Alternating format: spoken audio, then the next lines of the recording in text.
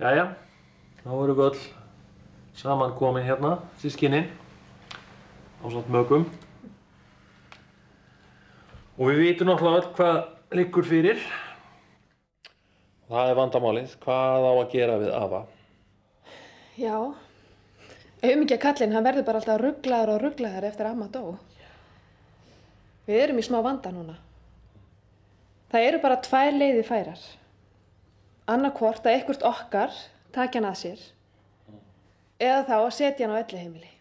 Já, ég tek það bara ekki í mál, sko, að afi fara á einhverja stofnun. Getur þú tekið hann að þér? Nei, ég er í allt of lítilli íbúð. Stefán, nú ert þú í stóru húsnæði. Já, en ég er bara svo lítið heima. Það er enginn til þess að hugsa hann. Svo ég fari til Noregs í maí og verða þar í allt sumar. En Gunna, hvað með ykkur? Nei, við þorum það ekki. Vegna barnanna. Hann er bara orðinn svo ruglaður kallinn. Það myndi aldrei ganga. Sjálf erum við ekki tilbúin í það. Sérstaklega eftir að Davíð veiktist. Já, ég sé þá ekki annað en að við verðum að setja hann á heimili. Já, mér líst illa á það. Það virðist vera eina leiðin sem er fær.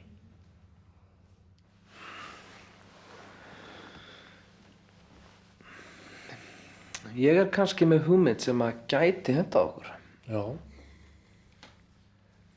Hvað með að fara með hann eitthvað út á land og skjóta hann?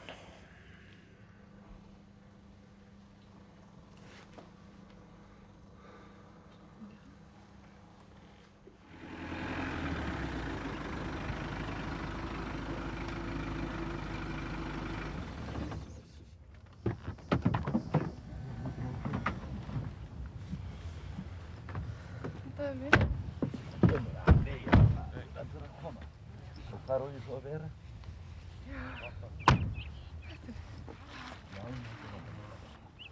Eigum við að skoða náttúruna? Já, við minn. Skulum við hérna. Vilt eftir eitthvað? Já, það er alltaf hérna við þetta. Alltaf, já. Skoða náttúruna. Já. Það er nú svo gaman. Já, veðrið er svo fallegt og gott. Já. Herðu, jæja, stormum nú hérna. Hérna getur sjöð, skoða steinana. Já, skoða steinana, ganni mínu. Já. Ég skal gera það.